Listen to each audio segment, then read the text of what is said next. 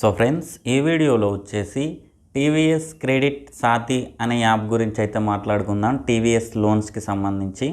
So ఈ టీవీఎస్లో మనం loans తీసుకోవచ్చా లేదా, ఒకవేళ తీసుకోవడం వలన ఏమైనా ప్రాబ్లమ్స్ అనేది ఫేస్ చేయాల్సి వస్తుందా, ఎలాంటి సందర్భాల్లో ఈ టీవీఎస్లో మనం లోన్ తీసుకోవడం బెస్ట్ అని చెప్పొచ్చు, కొత్తగా తీసుకునే వాళ్ళు ఈ టీవీఎస్లో లోన్ తీసుకోవచ్చా లేకపోతే అవాయిడ్ చేయడం మంచిదా అనేది అయితే నేను మీకు ఈ వీడియోలో ఎక్స్ప్లెయిన్ చేస్తాను.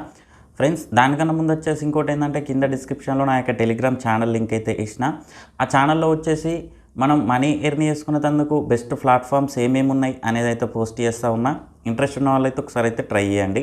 ఫ్రెండ్స్, టాపిక్లోకి వెళ్ళినట్టయితే ఈ టీవీఎస్ లోన్ చూసుకున్నట్టయితే ఆర్బీఐ రిజిస్టర్ ఎన్బిఎఫ్సి కాబట్టి లీగల్ కంపెనీగా అయితే చెప్పుకోవచ్చు. ఎవరైతే లోన్ తీసుకున్న వాళ్ళు ఉన్నారో, తీసుకోబోయే వాళ్ళు ఉన్నారో, ట్రస్ట్ కాబట్టి 90% అయితే తీసుకోవడానికి ఛాన్స్ ఉందని చెప్పొచ్చు. మిగతా 10% ఏంటంటే కొన్ని చిన్న చిన్న ప్రాబ్లమ్స్ అయితే ఉంటాయి. అవి కూడా నేను మీకు ఇప్పుడైతే ఎక్స్ప్లెయిన్ చేస్తాను. ఇంకోటి ఏంటంటే, ఈ టీవీఎస్ కంపెనీ చూసుకున్నట్టయితే మొబైల్స్, బైక్స్, పర్సనల్ లోన్స్, టీవీలు, ఫ్రిడ్జ్ లాంటిపై అయితే లోన్స్ అయితే ఇస్తారు. సో ఇది కూడా మీకు తెలుసు. ఇంకోటి ఏంటంటే, కొన్ని చిన్న చిన్న లోన్స్ కూడా వీళ్ళైతే ఇస్తూ ఉంటారు. సో ఇదేంటంటే, ఎప్పుడైతే ఒకసారి మనం లోన్ తీసుకుంటామో ఫస్ట్, తర్వాత నుంచి మళ్ళీ మనకి చిన్న చిన్న పర్సనల్ లోన్ లెక్క వీళ్ళైతే ఇస్తారు కార్డ్స్ ద్వారా. ఇంకోటి ఏంటంటే, ఇందులో మనకి డాక్యుమెంట్స్ కూడా తక్కువ, ప్రాసెస్ అయితే స్పీడ్గా ఉంటుంది. జస్ట్ మనం అప్లై చేసిన వెంటనే దగ్గర ఒక అరగంటలో తెలిసిపోతుంది లోన్ వస్తుందా రాదా, ఎంతవరకు వస్తుంది, ఏం కథ, ఏం ప్రోడక్ట్ తీసుకుంటారు, ఇవన్నిటి మీద మనకైతే పూర్తి డీటెయిల్స్ అయితే వస్తాయి జస్ట్ ఒక అరగంటలో. కాకపోతే ఇక్కడ చెప్పుకోవాల్సిన ప్రాబ్లం ఏంటంటే, ఇంట్రెస్ట్ రేట్స్ అయితే ఎక్కువ ఉంటాయి బ్యాంకు కంటే. సో దీన్ని మాత్రం గుర్తుపెట్టుకోండి.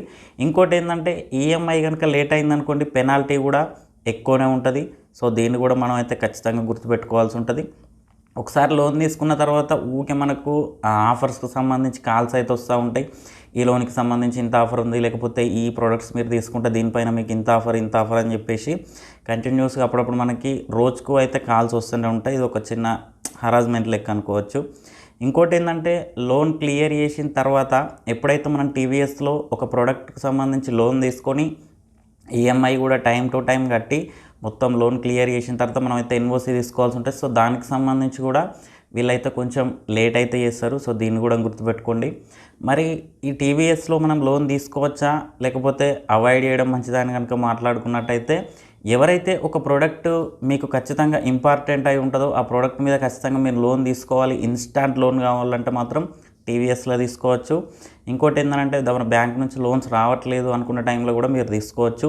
ఇక అవాయిడ్ చేయాలని ఎవరు అవాయిడ్ చేయాలని కనుక మాట్లాడుకున్నట్టయితే, ఎవరైతే తక్కువ ఇంట్రెస్ట్ రేట్స్ కావాలనుకుంటారో ఈ టీవీఎస్ ద్వారా, సో మీరైతే ఖచ్చితంగా అవాయిడ్ చేయాల్సి ఉంటుంది. ఇంకోటి ఏంటంటే, ఈఎంఐ కట్టడం లేట్ అవుతుంది, నేను కట్టలేను. ఏంటంటే, ఒక ప్రోడక్ట్కి సంబంధించి మనకు మంత్లీ ఈఎంఐ చూపెడుతుందిగా ఇంత అని. సో ఇది నేను కట్టలేను, నా వల్ల కాదు అని కనుక మీకు అనిపిస్తే అవాయిడ్ చేసేయండి. సో ఫ్రెండ్స్, ఇక ఇది ఇవాళ వీడియో. ఈ వీడియో మీకు నచ్చిందని అనుకుంటున్నాను. వీడియో నచ్చితే లైక్ చేయండి, ఛానల్ సబ్స్క్రైబ్ చేయండి. ఎలాంటి డౌట్ ఉన్నా కింద కామెంట్ సెక్షన్లో తెలియండి. Thank you friends, thank you.